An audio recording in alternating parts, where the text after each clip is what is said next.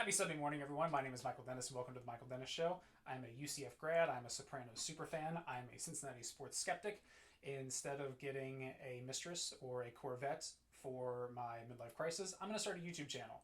So I don't know if that's really any worse or not, but let's just see how it turns out. I mentioned in my introduction that I'm a bit of a Cincinnati sports skeptic. I'm probably not alone in this category. But the last 40 years of professional sports in this town will turn you into that. I don't think me or other fans have been wrong to question what these franchises are doing, where they're going, if they have any sort of investment in us as fans or even their own product. But a lot of it has changed in the last couple of years. A lot of it has. I had a conversation with a buddy the other day, and he asked me the simple question, is Cincinnati sports cool again? To which I said, yeah, I think it is. But then his follow up was, when was the last time it was cool? And I had to pause.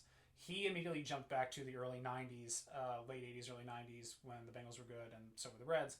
My first thought was Chad Johnson. I think Chad Johnson was the last time this town really had any juice nationally or was really thought of as anything with a cool factor. Chad, I think, is the only Bengal or Cincinnati athlete to grace the cover of a video game. Didn't he get NFL Street like 2005 or something?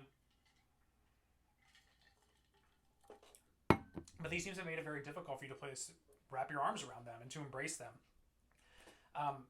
It's so easy to be cynical about the Cincinnati Reds, but it's impossible to be cynical about the 2023 Cincinnati Reds. Even if they weren't riding a 12-game winning streak, they aren't riding it anymore. This is Sunday morning. They lost last night to the Braves 7-6. Friday night was their first game back from the road trip. Sold out. In full disclosure, I was going to take my two girls and my wife sometime this weekend. I really wanted to go. But with standing room only tickets and two girls under the age of 4, that thing was going to cost me $135. And I'm not spending $135 to stand around the kids section for 2 hours.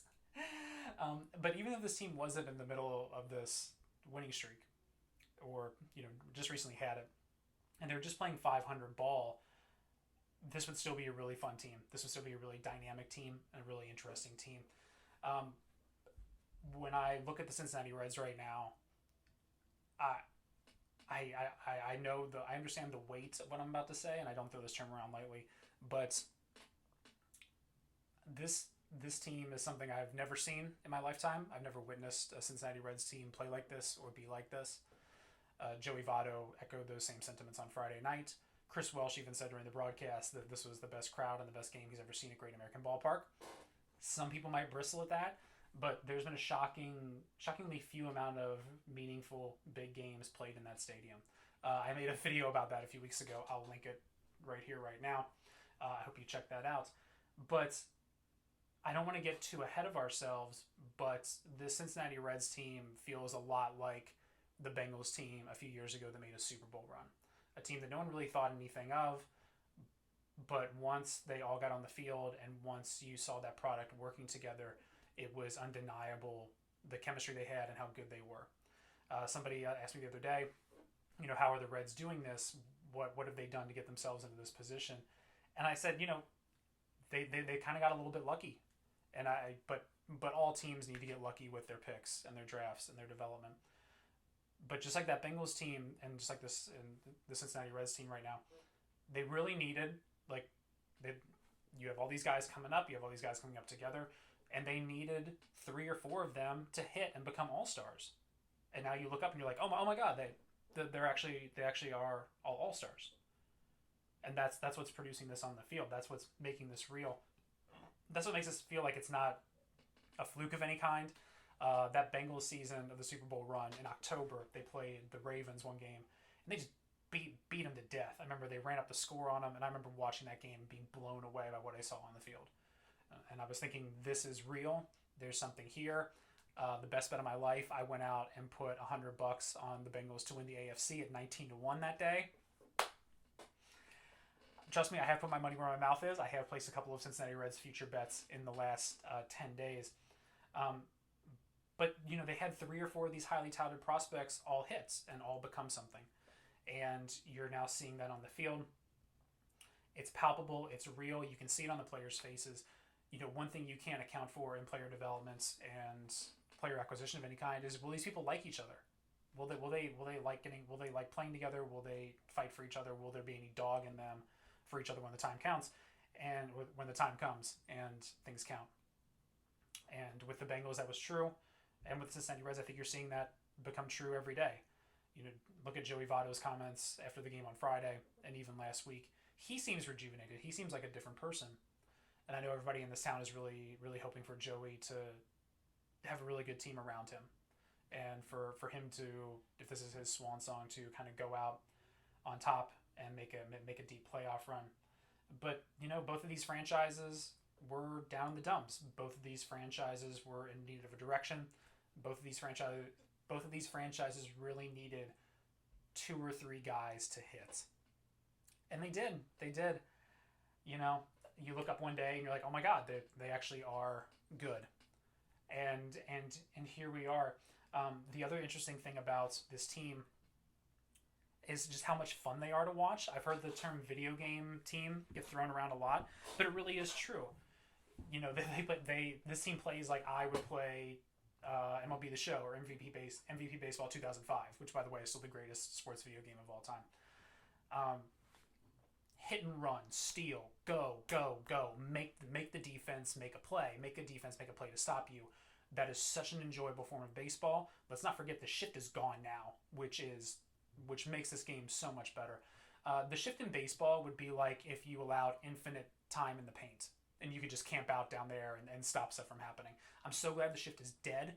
The product is so much better, but the Cincinnati Reds team is so dynamic on the field, moving from first to third, second to home, how they hit, how they move, how they sacrifice. It is such the antithesis of what baseball was, not just in this town, but for a long time. I think of the Adam Dunn era, whether you want to call it analytics or whatever, where it doesn't matter, you know, they just, it doesn't matter if you strike out, don't ever ground out, swing for the fences every single time. That is the most repulsive form of baseball to watch, especially on television. It grinds everything to a halt. There's nothing interesting happens. The ball's not hit in play. There's not enough dynamic action that takes place over the course of 9 innings to make this worthy of a watch. But that's not what this team is. This team hits, it runs, it's fast. It is so much fun to watch. I think that's another reason it's caught on so quick. And that's another reason this town's absolutely in love with them. You know, the weather's not great this morning. I don't know what kind of crowd they're going to have today, but I would expect a sellout or something similar. By the way, I won't be going to today's game either. But this is a really great team, and this is something really interesting and really fun. I'm happy for the city of Cincinnati, as I've said a couple times before. The unsung heroes that I'm also happy for are commentators. The first two that jump to mind are Lance McAllister and Mo Egger. I'm very happy that they have something interesting to talk about, that they don't have to drag themselves into the booth every day in June, having to discuss a last place Reds team for 5 minutes before making up conversations or stories to talk about the Bengals. You know, it is Mount Rushmore season for sports, but if your baseball team is good, you don't need a Mount Rushmore season for content. So I just want to get that out there real quick. I'm really happy this team's doing well. I'm really happy that this city has embraced them. Man, I just want it to continue. I just, for all of my cynicism, for a Cincinnati sports skeptic and cynic who has produced plenty of content and messages in the past, if you go to my Twitter feed, @michaelgabagool.com, you will see plenty of posts about how I cannot stand this team and cannot stand this franchise. I'm not willing to give all the credit in the world to the Castellinis. I don't know who to give credit to yet. But this is really great. I'm thrilled for everybody involved. And here's to more. Here's to more. Please like and subscribe. I'm going to try and do this 5 days a week. Just to, like I said, instead of, for my midlife crisis, instead of getting a mistress or a Corvette, I'm just going to crank out some content. I feel like it's much more productive and it'll probably cost me a lot less in the long run. So, once again, my name is Michael Dennis. Thank you for watching The Michael Dennis Show, and I'll talk to you tomorrow.